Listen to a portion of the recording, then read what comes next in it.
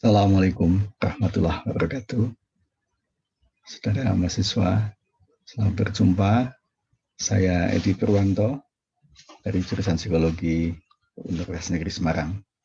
Pada kesempatan ini saya ingin mengajak para mahasiswa yang baru bertemu dengan mata kuliah metode penelitian kuantitatif untuk mengenal hal-hal indah, hal-hal yang berharga, yang dahsyat dari metode penelitian kuantitatif.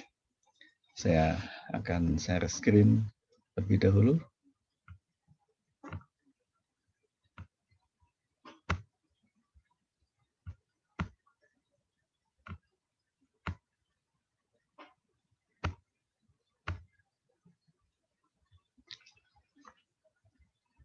Metode penelitian kuantitatif ya kita bahas. Kita akan bahas mulai yang ringan-ringan saja dulu supaya kita mencernanya lebih mudah.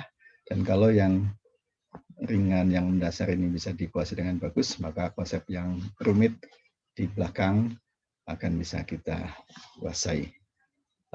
Sebelumnya saya juga ingin mengajak para mahasiswa untuk menggunakan kekuatan yang ada dalam dirinya, karena tanpa disadari kita seringkali melemahkan diri kita sendiri karena kita memiliki pilihan-pilihan yang tidak tepat. Saya ingin tunjukkan ini sekira hal yang penting untuk pembelajaran kita. Kita punya kesempatan untuk mendelegasikan semua tugas yang kita hadapi untuk dikerjakan orang lain. Kita kasih uang mereka, lalu kita dapat hasilnya. Misalnya, pakaian kita kotor, kita bawa ke laundry, mereka mengerjakan, kita bayar, kita dapat bagian bersih. Baju kita bersih. Tapi ada dua pekerjaan yang nggak bisa kita delegasikan pada orang lain. Kita sendiri yang harus mengerjakannya. Apa itu? Pertama ada belajar, yang dua menjaga kesehatan. Kita tidak mungkin menyuruh orang lain melakukan belajar, lalu kita yang pinter, kita bayar dia, nggak bisa. Kalau kita ingin pandai, kita ingin pintar, kita sendiri yang harus belajar. Yang kedua, menjaga kesehatan. Kita tidak bisa menyuruh orang lain berolahraga, menyuruh orang lain melakukan diet, sementara kita bayar mereka, lalu kita yang sehat, tidak bisa. Kalau kita ingin sehat, kita sendiri yang harus melakukannya. Saya kira ini nasihat yang bagus. Lalu terkait dengan metode penelitian, saudara, saya ingin mengajak pada Anda, apa sebenarnya yang kita butuhkan dalam hidup ini untuk bisa menjalani hidup dengan sejahtera. Sebaliknya kita tidak atau terhindar dari penderitaan yang panjang. Kita butuh air, kita butuh oksigen, kita butuh makanan, kita butuh pakaian, kita butuh perumahan, kita butuh kendaraan. Ini semua kita butuhkan. Jadi kalau kita tidak punya akses yang sekian banyak ini, tentu kita akan tidak sejahtera. Nah, yang terakhir ini sering tidak kita sadari bahwa sungguhnya kita butuh sekali pengetahuan. Pengetahuan sering digambarkan sebagai cahaya. Maka ketika Ibu Kartini mendapat pelajaran yang sangat berharga dari Kiai Soleh Darat tentang tujuan hidup ini mau kemana, apa yang harus dilakukan ketika hidup di dunia ini, mendapat penjelasan yang sangat terang benderang, maka bagaikan mendapatkan cahaya. Maka Ibu Kartini menulis buku Habis Gelap Terbitlah Terang. Nah, ilmu pengetahuan ini merupakan kebutuhan kita yang sangat penting untuk mendapatkan cahaya. Ketika orang tidak punya pengetahuan, bisa digambarkan seperti orang yang dalam kegelapan. Tengah malam, lampu mati, kita mau keluar kamar, susah karena nggak tahu mana yang ada di depan kita apa. Kita butuh ilmu pengetahuan. Nah, kemudian kaitan dengan penelitian. Mengapa kita harus melakukan penelitian? Kenapa harus ada penelitian psikologi, penelitian pendidikan? Saudara, profesi apapun di muka bumi ini butuh pengetahuan, butuh ilmu pengetahuan. Dan dengan pengetahuan yang valid, yang handal itu, kita bisa membuat keputusan-keputusan yang tepat untuk tugas-tugas profesional kita. Pertanyaannya, bagaimana kita bisa dapat pengetahuan yang handal, yang valid itu. Kita cek dulu. Ada banyak sumber untuk mendapatkan pengetahuan. Ada yang dari pengalaman pribadi, ada yang didapat dari pendapat ahli, misalnya ini tentang kesehatan ya, tentang COVID. Apa sesungguhnya COVID-19 ini, bagaimana mencegahnya, ini didapatkan dari ahli, cukuplah. Tapi tidak semua hal kita bisa dapat dari ahli. Ada kadang dari tradisi, nenek moyang melakukan apa, lalu kita ikut melakukannya.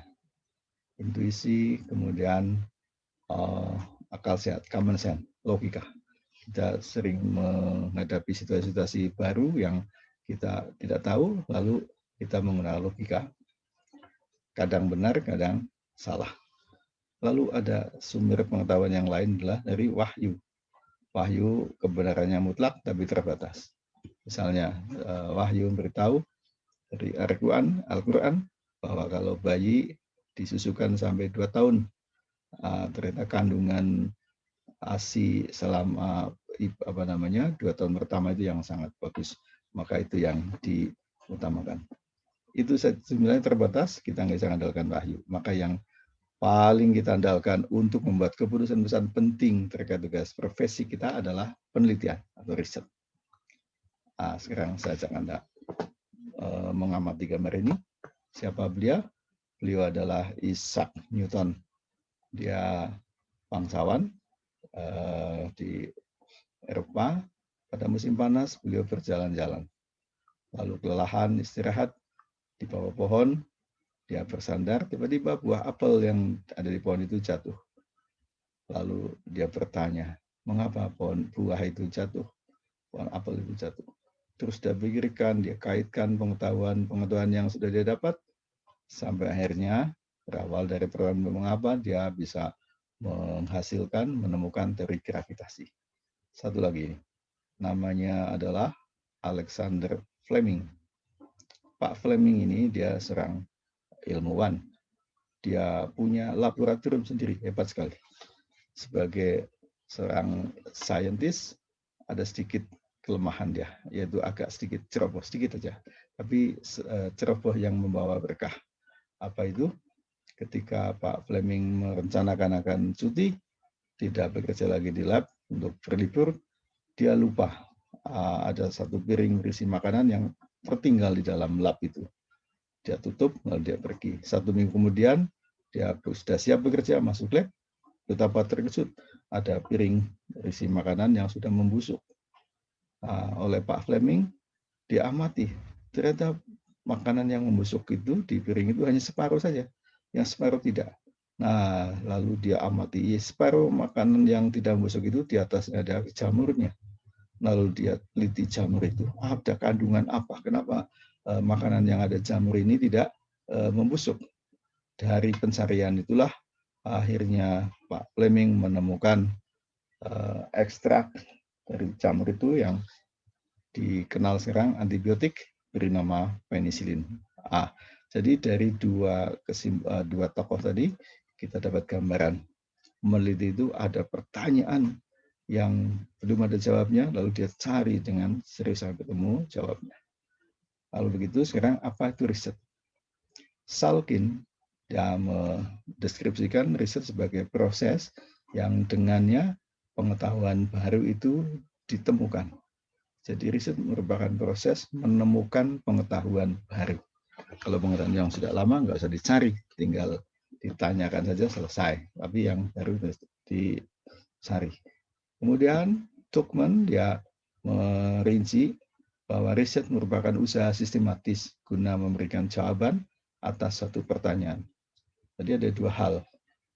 Riset itu ada pertanyaan yang hendak dijawab, dan untuk menjawabnya dia harus melakukan proses yang sistematis. Apa makna sistematis itu?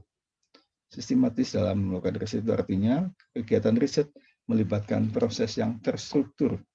Ada seperangkat prosedur yang dipatuhi. Nanti kita akan pelajari langkah-langkah melakukan penelitian.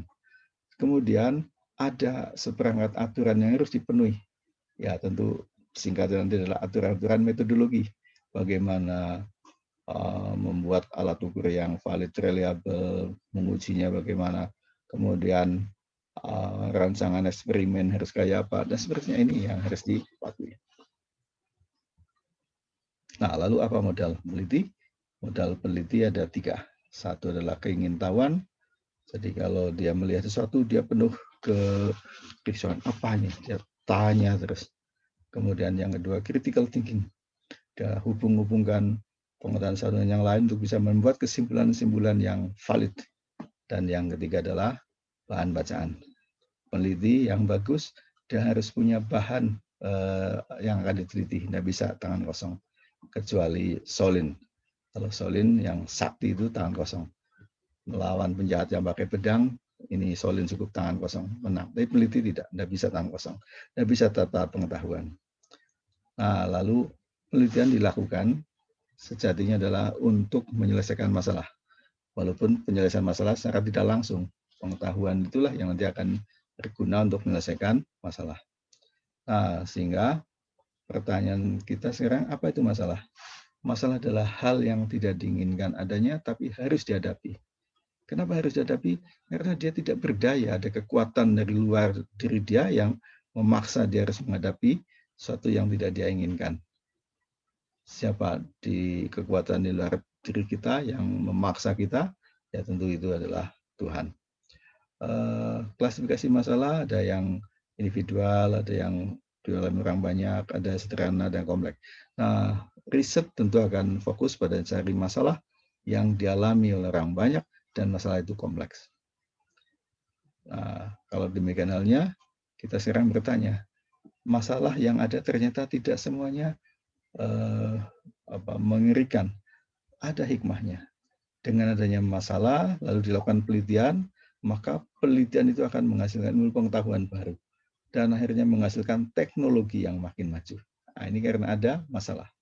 Kemudian yang kedua, dengan adanya masalah, kita menjadi tahu bahwa banyak hal yang memaksa kita mengalami sesuatu yang tidak bisa kita lawan.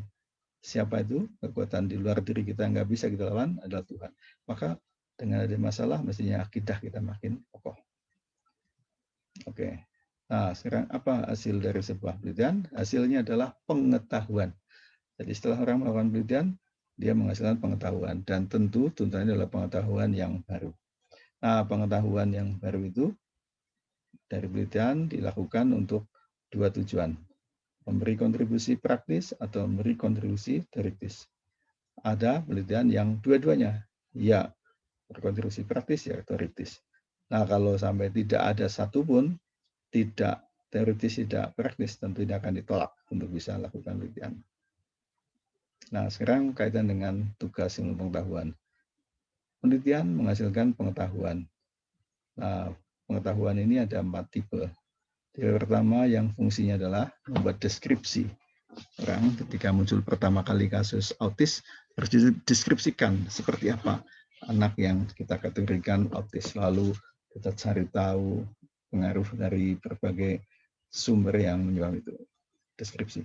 Kemudian prediksi. Pengetahuan hasil riset bisa digunakan untuk membuat prediksi apa yang ke depan akan terjadi kalau begini, kalau begini. Ya. Yang ketiga adalah berguna untuk improvement, perbaikan. Biasanya ini hasil-hasil eksperimen dipakai untuk perbaikan. Nah, yang terakhir ini yang paling tinggi adalah eksplanasi, menjelaskan, memberikan fenomena. Nah, ke depan kita akan bahas tentang langkah-langkah penelitian. Tapi sebagai hal yang ringkas, saya ingin tunjukkan bahwa penelitian yang bagus, tahap 1 adalah identifikasi masalah. Apa sasarannya? Kita ingin menemukan masalah yang penting dan visible untuk diteliti. Penting dan visible. Penting itu artinya punya manfaat. Bisa manfaat teoretik, bisa praktis, bisa dua-duanya.